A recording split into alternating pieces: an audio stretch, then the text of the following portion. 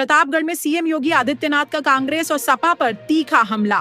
बोले, मैं समाजवादी पार्टी कांग्रेस से पूछता हूं कि वक्फ की जमीन के नाम पर पूरे प्रदेश और देश में अरबों रुपए का घोटाला हुआ सपा।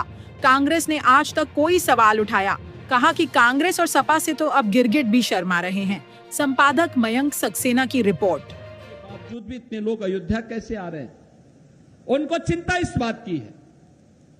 और कभी कभी तो मुझे संदेह होता है, संदेह इस बात का होता है कि ये लोग एक घटना को किस तरीके से बढ़ा करके हिंदुओं को अपमानित करके आस्था पर प्रहार करने का काम कर रहे हैं। मैं समाजवादी पार्टी और कांग्रेस के लोगों से पूछना चाहता हूं, अयोध्या में जिस कथित चोरी पर तुम हिंदू आस्था पर खिलवाड़ कर रहे हो, एक भी बार बताओ वक्फ के नाम पर हजारों हेक्टेयर लैंड प्रदेश में भी और देश के अंदर भी बेची गई। एक भी बार ये लैंड गरीब की थी, कमजोर तबके के लोगों की थी।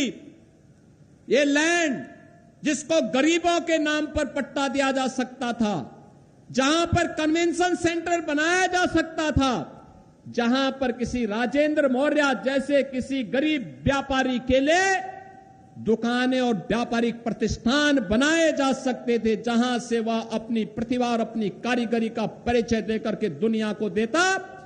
इन्होंने वक्फ के नाम पर उस लैंड को कब्जा करवा करके बेच करके, और कुछ चुनिंदे लोगों ने वक्फ के नाम पर उस लैंड का वारा न्यारा किया है। एक भी बार कांग्रेस और समाजवादी पार्टी बोली नहीं, एक भी बार बोली नहीं। अयोध्या के बारे में तो मैंने पिछले दिनों ही कहा था, अयोध्या में श्री राम जन्मभूमि तीर्थ क्षेत्र न्यास ने उत्तर प्रदेश सरकार से एसआईटी के गठन की बात की थी, और मैंने कहा था एसआईटी दूध का दूध और पानी का पानी करके रहेगी। और बहनों और भाइयों, अयोध्या में एसआईटी ने जो जांच की, प्रारंभिक रिपोर्ट के आधार पर ट्रस्ट ने कार्रवाई करते हुए एफआईआर दर्ज कराई। एफआईआर के आधार पर जिनके खिलाफ साक्ष्य थे, उसके आधार पर कार्रवाई भी हुई है। लेकिन मैं कहता हूं, वक्फ के नाम पर समाजवादी पार्टी और कांग्रेस के लोगों के मुंह पे फेविकोल क्यों लग जाता है? क्यों इनका मुंह बंद हो जाता है? कैसे लोग हिंदुओं के धार्मिक स्थलों पर हिंदुओं के द्वारा दिए गए पैसे का दुरुपयोग कब्रिस्तान की बाउंड्री के नाम पर करते थे? तब आस्था आहत नहीं हो रही थी। जब ये इलीगल स्लॉटर हाउसेज चलाते थे, गौ माता की हत्या करवाते थे, गौ माता को तस्करों के हाथों में बिछवाते थे, तब क्या हिंदुओं की आस्था आहत नहीं हो रही थी? जब अयोध्या में राम भक्तों पर गोली और लाठी चलाते थे, क्या तब हिंदुओं की आस्था आहत नहीं हो रही थी? जब इनके द्वारा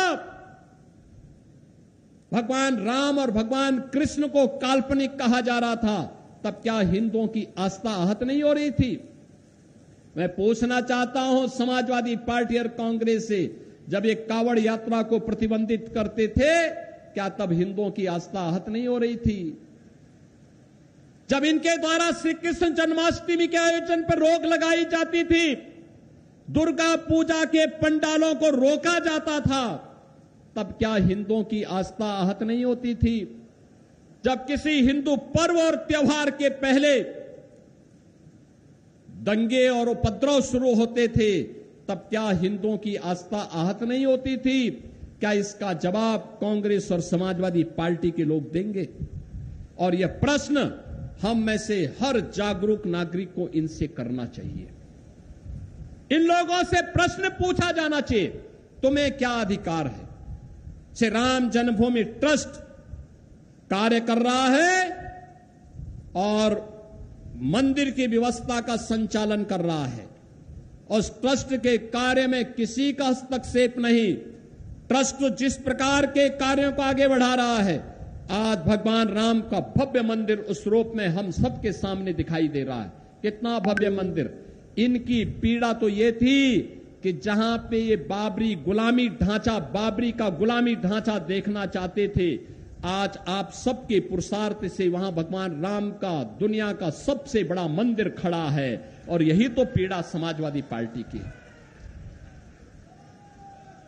उनकी पीड़ा तो यह है, उनकी पीड़ा आस्था नहीं है। और इसीलिए मुझे देख के लगता है अब तो इन सपाइयों से, इन कांग्रेसियों से गिरगिट भी शर्मा रहा होगा कि भाई देखो, कम से कम एक नई प्रजाति आ गई है कि जो हमसे तेजी के साथ रंग बदलती है। और ये इन लोगों के दोहरे चरित्र से आप अनुमान लगा सकते हैं। और इसलिए बहनों और भाइयों, आप सबको मैं आश्वस्त करता हूं